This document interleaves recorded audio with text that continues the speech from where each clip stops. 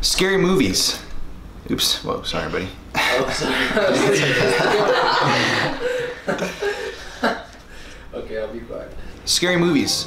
They're meant to be scary, right? But when we leave the theater or turn off the TV, most of the time we are assured that that can't happen to you in real life. But that's not always the case. Veronica is a film that recently premiered on Netflix, which claims to be based on true events. The director of which, by the way, directed a movie called Wreck, which is one of the best found footage horror movies of all time. I highly recommend it. But how much of the movie is actually true and based on real events? Like the film, the events behind the possession of Estefania Gutierrez Lazaro are terrifying. It all began in the early 90s in Madrid, Spain. Estefania and a couple of her friends performed a makeshift seance in the basement of their school, which can be seen in a scene in the movie, and this did not end well for them. A nun that actually taught at the school came into the room where they were doing the seance, took the planchette, which was glass, smashed it on the ground, and tore their Ouija board into pieces.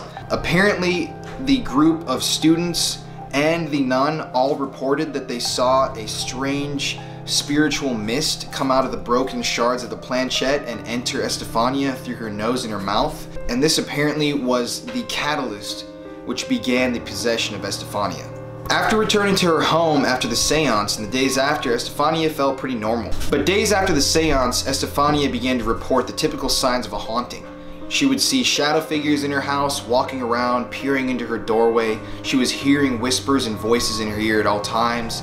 And she would go into these violent seizures that no one knew the cause of. She also went into these random fits of rage where she would attack her family members and swear and act completely uncharacteristically. So eventually her family began to bring her into medical professionals to seek help. I can't remember the exact number of doctors that they went to, but it was quite a few, and time after time they heard the same answer from every doctor and professional that they saw. We do not know what is wrong with your daughter. No one could give them an answer. This is where the story gets sad. After months of torment, Estefania passed away one night in her bedroom at home, and there was no official cause of death. No one really knew why she died, but she died in her bed alone. The parents, though, claimed that that was because of her occult asphyxiation. Oops. What? Her occult... Yeah, we'll restart the clip. Yeah. However, her family claimed that her death was caused by her fixation with the occult. Months passed, her family tried to move on. They wanted a quiet home, but it did not go that way. For the following couple of years, the couple themselves would actually experience a plethora of paranormal activity in their home. They were seeing the same shadow figures that Estefania reported to them that she was seeing. They were being held down in their bed by phantom hands, assaulted in their own home. They were hearing the same voices that she heard, and eventually they were too afraid to even stay inside of their own family home. The apex of their haunting came on the night of November 27th, 1990. Police recordings from their 911 call are still available online. You can hear them. They're very disturbing, very chilling. I highly recommend that you look them up.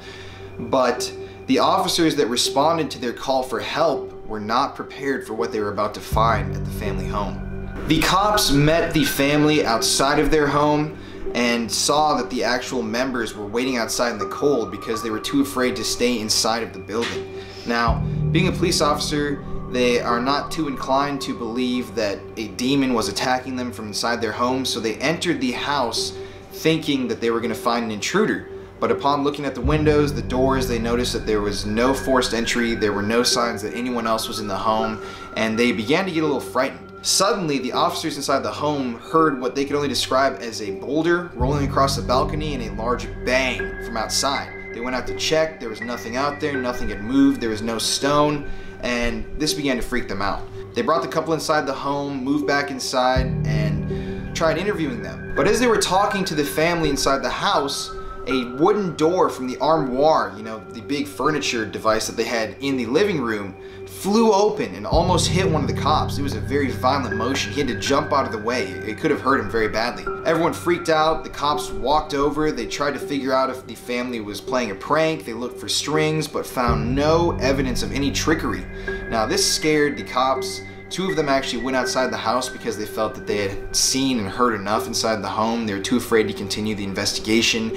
And as the others inside wrapped up talking to the family, they all knew that something weird was going on inside the home. But they left. There was no resolution to that case. They just marked it as something unexplained. Soon after, the family moved out of the house, and thankfully, they've reported no further paranormal activity in their life. They have not been followed by anything, nothing's happened to them, and they are living a happy life.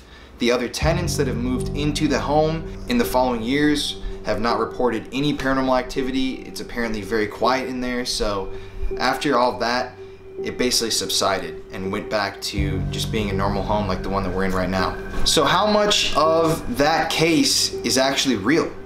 Was there really a demon inside of Estefania? I mean, the film is very freaky, and to know that it's based on true events is even scarier, but how much truth is there behind these claims? Since it happened in the 90s in Spain, there's not much documentation on it, but there have been a number of television specials, interviews with the family done. There's been a lot of attention given to this specific incident.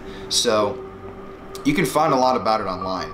But at the end of the day, I think that it's pretty credible because the cops actually filed, incident reports afterwards and wrote under sworn oath that everything that happened in there really happened. They heard the bang, the rolling boulder, they saw the armoire explode basically and try to hit one of the cops. It was almost as if they were not welcome inside the home, which they probably weren't.